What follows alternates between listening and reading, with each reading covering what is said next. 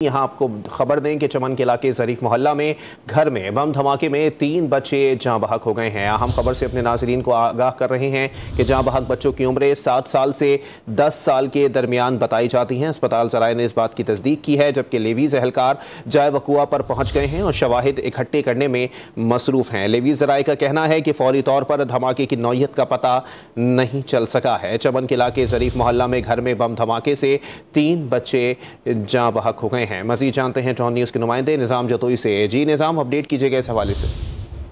जी बिल्कुल, ये चमन का इलाका है, इसका मोहल्ला है ज़रीफ। वहाँ पे कौल रोड पे वाकई खाली मकान में ये बम का धमाका हुआ है, जिसके नतीजे में 3 बच्चे जो है वो जाँ बहक हो गए हैं। बच्चों की उम्रें 7 से 10 साल के दरमियान बताई जा रही हैं, जबकि बच्चों में अब्दुल कद्दूस, मत्तीउल्लाह और बशीर अहमद शामिल है। लेवी जुकाम का कहना है कि ये मकान काफी अरसे से खाली पड़ा हुआ था। ये करीबी हमसाये के बच्चे जो है वो उस मकान के अंदर खेल रहे थे। उस वक्त वहाँ पे बम का धमाका हुआ है, जिसमें मौका पर 2 बच्चे जाँ बहक हुए और 1 बच्चा जख्मी हो गया था। लाश और जख्मियों को चमन अस्पताल मुंतकिल कर दिया गया। जख्मी बच्चा जो है वो दौरान इलाज दम तोड़ गया है। लेवी जुकाम का कहना है कि बम धमाके के इत्तला के बाद इलाके को जो है घेराव में लेकर मजीद तहकीकात शुरू कर दी गई है। जी ठीक है, बहुत शुक्रिया निज़ाम अपडेट करने के लिए।